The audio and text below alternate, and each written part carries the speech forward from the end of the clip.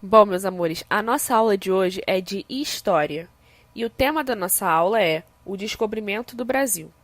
Essa é a nossa quinta aula de História e hoje é dia 27 de abril de 2020. Lembrando que essa aula serve tanto para os alunos da tia Catarina quanto para os da tia Yasmin. Tudo bem? Só que antes de nós começarmos a nossa aula de hoje, que tal a gente ouvir uma musiquinha que conta um pouco sobre a história do descobrimento do Brasil? Senhor Cabral foi navegando, para a Índia ele foi buscando, entre naus e caravelas, enfrentando o mar revolto.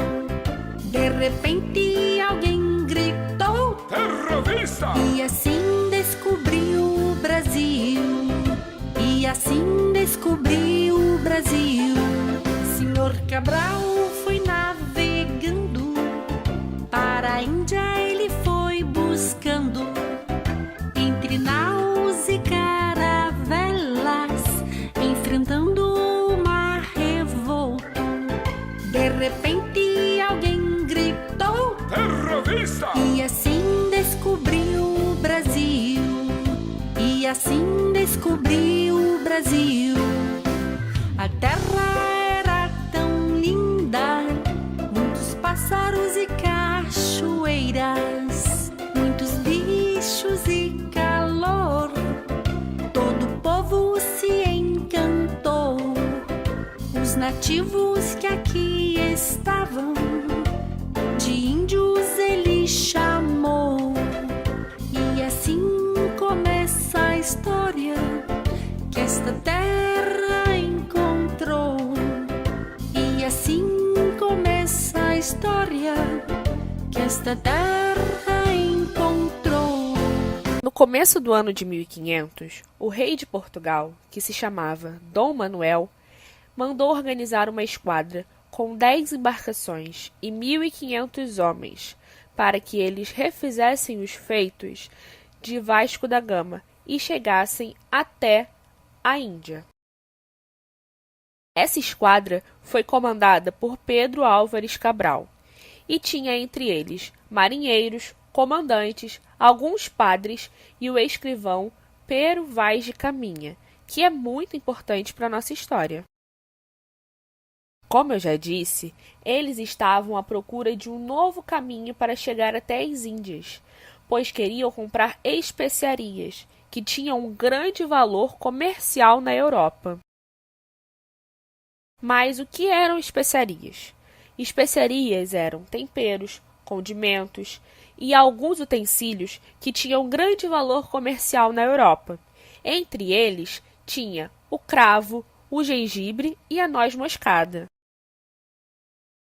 A esquadra de Pedro Álvares Cabral se afastou da rota determinada e, ao invés de chegar nas Índias, ela chegou no litoral sul da Bahia, no Brasil.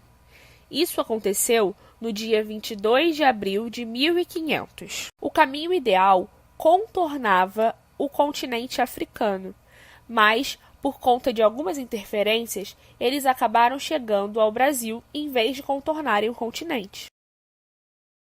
Os portugueses deram o nome de Monte Pascoal ao lugar onde eles chegaram, pois era próximo à época da Páscoa, quando chegaram até o Brasil.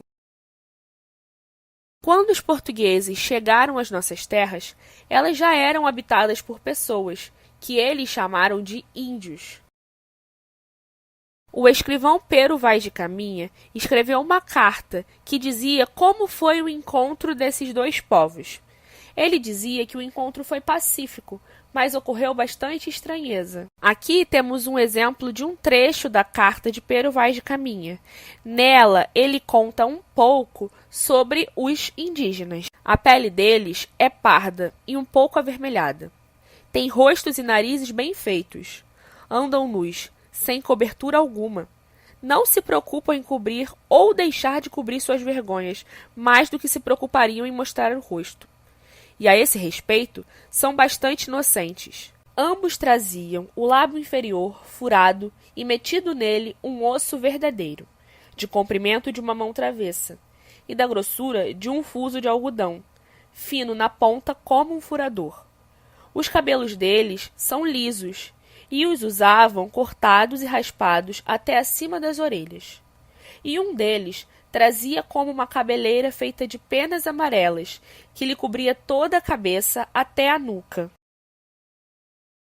Como os portugueses acreditavam ter chegado em uma ilha antes das Índias, colocaram o nome do lugar de Ilha de Vera Cruz, e esse foi o primeiro nome dado ao Brasil.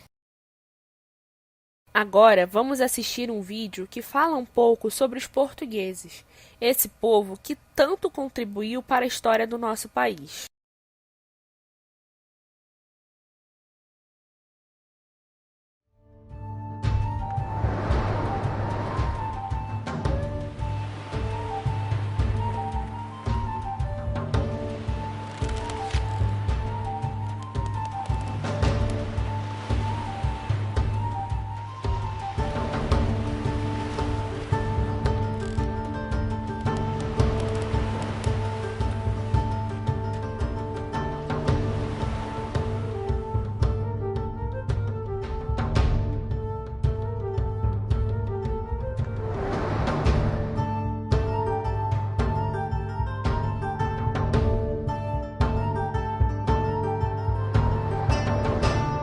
Os portugueses são nativos da Península Ibérica e das ilhas de Açores e Madeira. Seu idioma oficial é o português e tem o catolicismo como religião principal. Sua ligação com o Brasil é fruto da Era dos Descobrimentos, iniciada em 1415. Limitados pelo domínio espanhol do comércio terrestre e pelo domínio italiano do mar Mediterrâneo, os portugueses se lançaram no Atlântico, buscando conquistar a costa africana. Com a tomada de Constantinopla pelos otomanos em 1453, o caminho para o Oriente foi fechado. Coube a Portugal encontrar um novo caminho para as Índias, feito alcançado por Vasco da Gama em 1498, graças ao aperfeiçoamento português das técnicas de navegação, cartografia e instrumentos, além de seus velozes navios, as naus e caravelas. Para contornar a África, era necessário se afastar da costa para evitar uma grande área de calmarias. Uma das versões mais conhecidas sobre a chegada dos portugueses ao Brasil em 1500 relata que Pedro Álvares Cabral acabou desviando-se demais da rota, ancorando no litoral da Bahia. Contudo, muitos historiadores acreditam que Cabral já sabia da existência de terras no oeste e foi encarregado pela coroa portuguesa de tomar posse do local. Nesse período, o Reino da Espanha também fazia grandes avanços na navegação, chegando ao litoral do Caribe em 1492.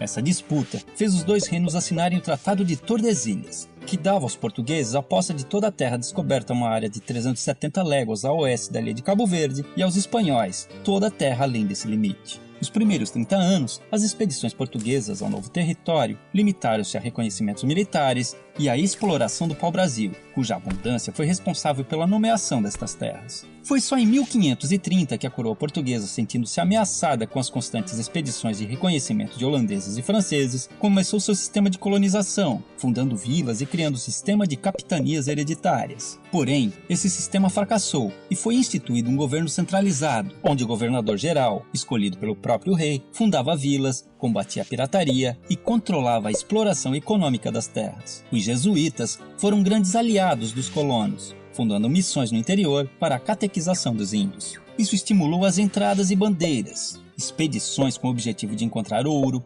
prata, diamantes e escravos. Nesse processo, milhares de indígenas foram dizimados por não aceitar a dominação dos chamados bandeirantes. A predominância masculina nos primeiros anos de colonização deu início a um grande processo de miscigenação da população, com a formação de vários casais de portugueses e índias, cujos descendentes encontram-se hoje na árvore genealógica de muitas famílias brasileiras. Além da cana-de-açúcar, os portugueses foram responsáveis ao longo do período colonial pela introdução do cultivo do cacau, da laranja, do café, de especiarias e também pela criação de gado no território brasileiro. Os colonizadores portugueses deixaram um rico legado na gastronomia brasileira, atribuindo-se a eles a criação da feijoada, a introdução do bacalhau e a produção da cachaça, graças aos inúmeros engenhos de açúcar. Na arquitetura, os portugueses importaram as principais correntes estilísticas da Europa, fazendo com que, ainda hoje, construções centenárias sejam declaradas Patrimônio Mundial pela Unesco, com grande destaque para a rica arquitetura religiosa, que expõe a forte influência do catolicismo no país. Porém, a maior herança portuguesa para a cultura brasileira é também a principal ligação entre os vários grupos étnicos e culturais que hoje habitam o Brasil, o nosso idioma.